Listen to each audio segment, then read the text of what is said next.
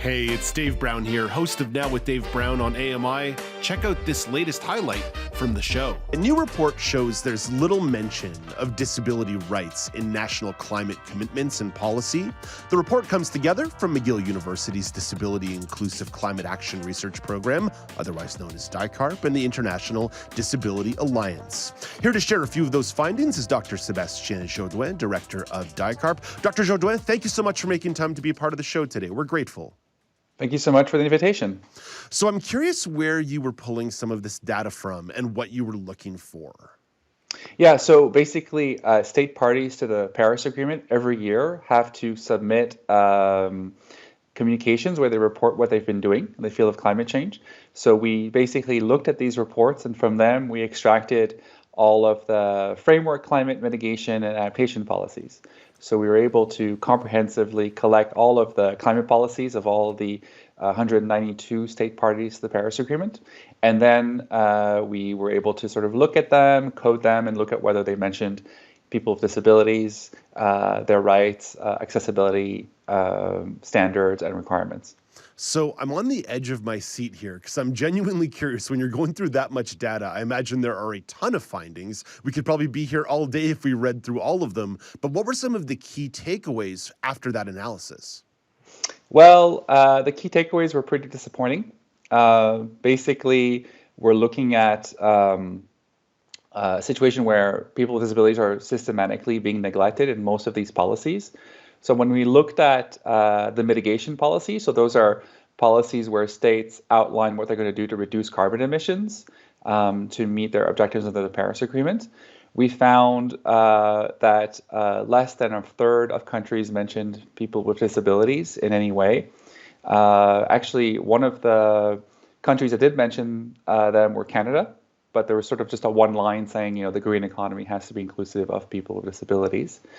And when we're looking at climate adaptation policies, I would say here the results are even more disappointing because we know that people with disabilities are disproportionately affected and dying in the context of climate change, including in Canada.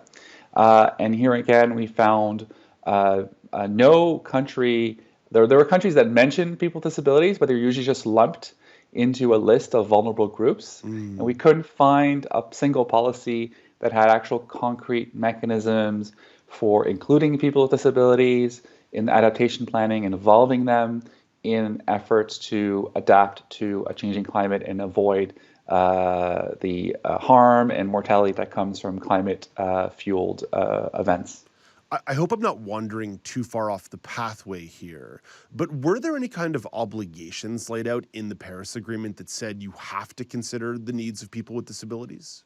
So the preamble to the Paris Agreement mentions a number of groups that are more vulnerable to climate change, and people with disabilities are one of those groups.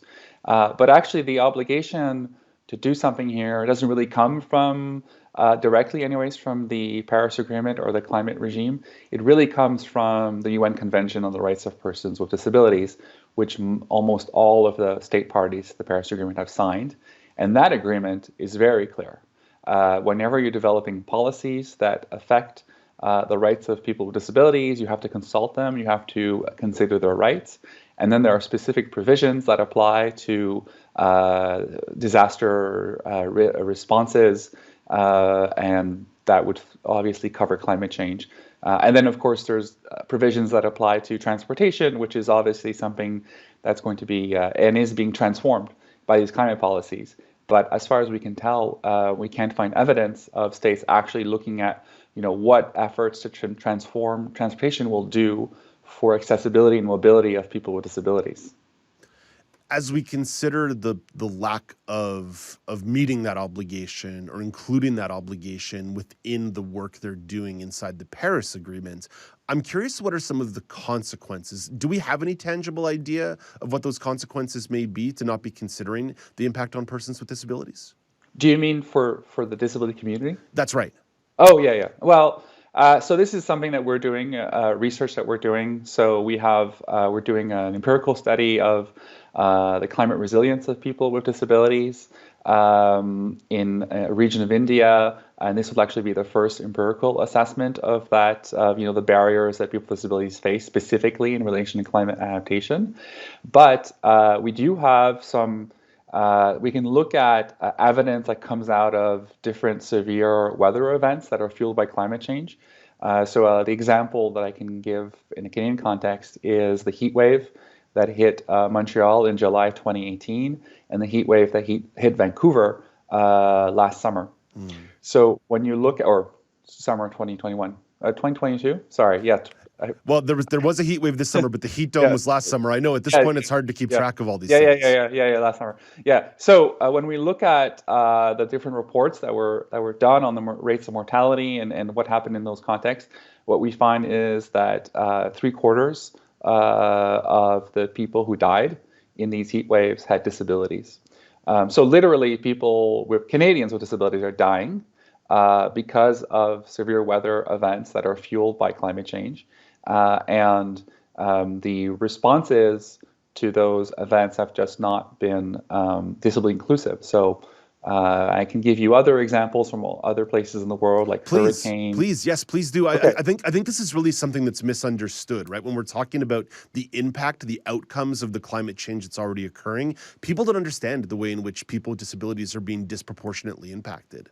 Well, maybe I can also illustrate it through actually a sort of a specific population in Montreal. So in Montreal, 1/4 of the people who died in this heat wave that killed 61 people, 1/4 of them had schizophrenia. So that's a mortality rate that's 500 times greater than their share of the population in Quebec. And so then you have to ask yourself, well, why would people with schizophrenia, why are they more likely to die in this heat wave? So you get to, of course, the fact that they take medication that makes them intolerant to heat. You have these sort of underlying patterns of exclusion, marginalization, and poverty that affect people with schizophrenia and more broadly people with disabilities in Canada. But then really it's just that the city authorities, they didn't have this population in mind in their response efforts. So they knew that the elderly had to be protected. They had a plan for, you looked at these guidances around heat wave, they would talk about children, and they just didn't have that population in their planning. So ultimately, I'm a human rights lawyer, so ultimately I will say that the reason these people died is because the city and the province did not live up to their obligations to protect these people. And this is a story we see all over the world. So when it comes to hurricanes, we see disproportionate rates of people dying, people with disabilities dying, because there isn't evacuation or shelter that's wheelchair accessible.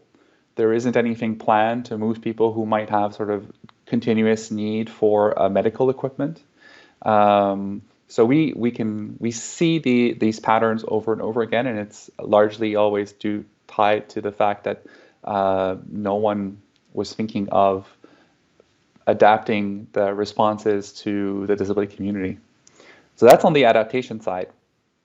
And on the mitigation side, it's also quite concerning what we're seeing, because basically, on the one hand, it's great that we're transforming our cities to finally reduce carbon emissions, tackle transportation systems that are dependent on fossil fuels. But as far as we can tell, this is happening largely without thinking about whether it's creating more barriers for people with disabilities. So this is a study we're doing right now in Montreal, and we're looking at things like, okay, bike lanes, these new bike lanes that are being set up, how easy are they for someone who's blind to cross?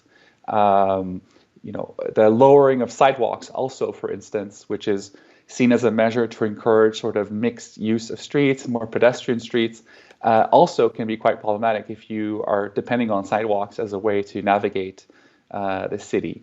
We're looking at car sharing programs. If you go on these car sharing programs, can you get an accessible vehicle? The subsidies for electric cars.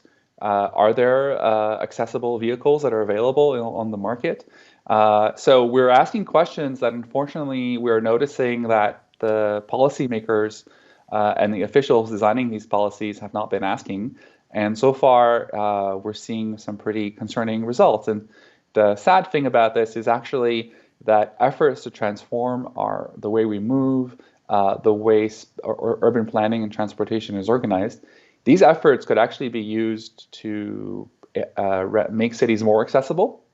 But right now, that's not part of the thinking. So it's a real missed opportunity, and instead, you're seeing that it's exacerbating challenges for people with disabilities. Dr. Jodoin, you took the words out of my mouth. I was going to say it's a perfect example of a missed opportunity. It's even things with the electric vehicles, which again, people understand at a broader level is a good thing. There's concerns about the amount of noise they might make, right? That they don't emit as much noise, so someone may not hear a car coming in the same way if they're hard of hearing or they're blind or low vision. So it's these little teensy tiny considerations that it seems over and over again. Every time we take a progressive step in society, it always seems like people with disabilities are the group that gets left out of the consideration here.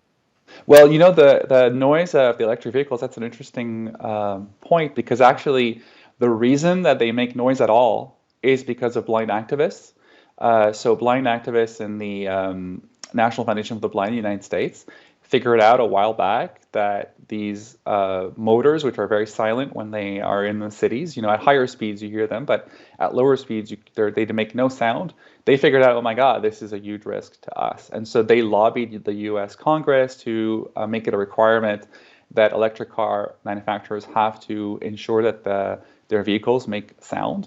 And so this is an example, in my view, maybe you might argue it's not perfect, perhaps, but I would say this is an example of what people with disabilities can bring to this conversation. So figuring out how to make this technology accessible, safe, inclusive for the blind community is actually going to end up saving thousands of lives, right? So the children crossing the street, the person who's not paying enough attention. So there's lots of examples that I like to cite of how we can design things in a more accessible way and actually get more people being able to benefit from and contribute to the transition to a low carbon world. I will never argue about something not being perfect because I wholeheartedly believe in that perfection is the enemy of good. So sometimes we need to put perfection aside just for the sake of a little bit of progress here and there. Dr. Jodoin, you and your colleagues are doing a lot of incredible work, and we're only just scratching the surface about this report. We're really talking in broad strokes. Where should people follow the work that you're doing with DICARP or ICA? Yeah, so we have a website. It's disabilityinclusiveclimate.org, and we've put all of the research that we've done, but also basically anything that anyone has ever written about climate change and disability, we've posted on there as well. So we are trying to capture as much as possible what people are doing in what is still an emerging area of research and advocacy, and we are very fortunate to work with organizations of people with disabilities from all over the world, including some in Canada. So we try to reflect the important work that other organizations are doing at the grassroots. And we also have a podcast called Enabling Commons, which is actually just interviews of people with disabilities about the work they're doing in relation to climate change. So that's another useful source of information for people who want to know more about this work and maybe want to get involved. Well, Dr. Jodoin, we thank you and your colleagues for all the work that you're doing. It's no small task, and it's a really important one. So thank you for taking a few minutes today to lay it out for us, and hopefully we get a chance to connect with you again down the road. Sure. Thank you so much for the invitation. Do you want to dive into more conversations like this? Watch Now with Dave Brown weekdays at 9 a.m. Eastern on AMI-TV or download the podcasts wherever you listen.